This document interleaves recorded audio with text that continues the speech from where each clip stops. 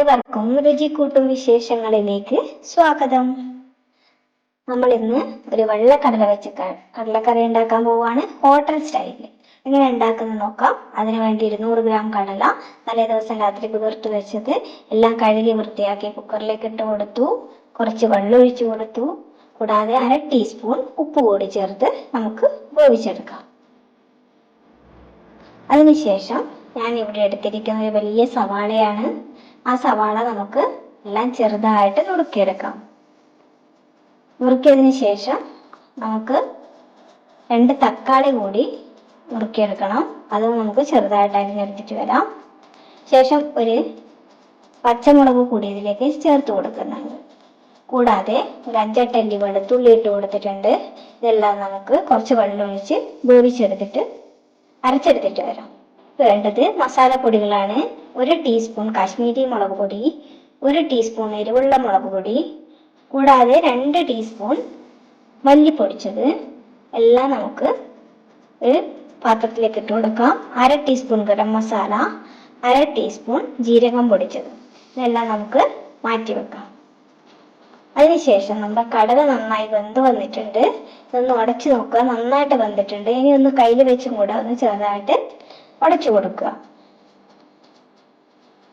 അപ്പോഴേക്കും നമ്മൾ നേരത്തെ വേവിക്കാൻ വെച്ചതൊക്കെ നന്നായിട്ട് വെന്ത് വന്ന് നമുക്കതിന് പേസ്റ്റ് രൂപത്തിൽ അരച്ചെടുക്കാം.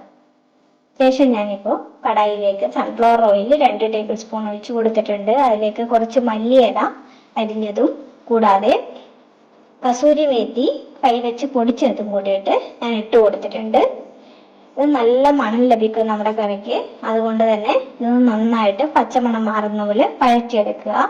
അതേപോലെ തന്നെ നമ്മുടെ പൊടികളും കൂടെ നമ്മൾ ചെറു തീയിലിട്ടിട്ട് നന്നായിട്ടൊന്ന് പച്ചമണം മാറുന്നത് വരെ ആ എണ്ണയിലൊന്ന് വഴറ്റുമ്പോൾ നമ്മുടെ കറിക്ക് നല്ലൊരു കളറും കൂടെ കിട്ടും. അതിനു വേണ്ടിയിട്ടാണ് ഇങ്ങനെ ചെയ്യുന്നത്. അപ്പോൾ വളരെ നന്നായിട്ട് ചെറു തീയിലിട്ടിട്ട് വഴറ്റിയെടുക്കാം.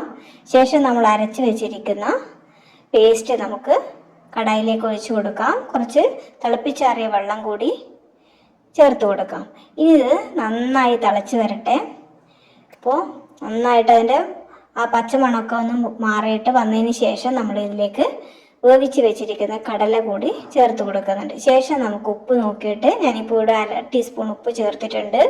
അതും കൂടി ഇട്ട് നമുക്ക് നന്നായിട്ടൊന്ന് ഇളക്കി കൊടുത്താൽ നമ്മുടെ കടലക്കറി വളരെ നല്ല ടേസ്റ്റി ആയിട്ട്, നല്ല ഗ്രേവി വളരെ നല്ല തിക്കായിട്ട് കിട്ടും.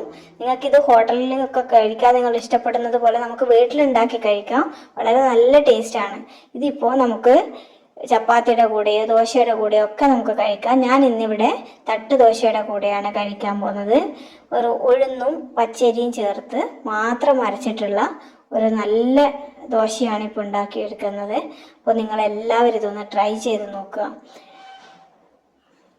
നിങ്ങളിതൊന്ന് കഴിച്ചു കഴിഞ്ഞ് കഴിഞ്ഞാൽ നിങ്ങൾ വീണ്ടും വീണ്ടും ഉണ്ടാക്കി കഴിക്കും, ഉറപ്പാണ്.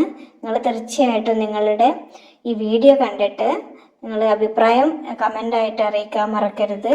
ഇവിടെ നമ്മുടെ കറി റെഡി ആയിട്ടുണ്ട്. ഇപ്പോൾ നമുക്ക് ദോശയുടെ കൂടെ കഴിക്കാം.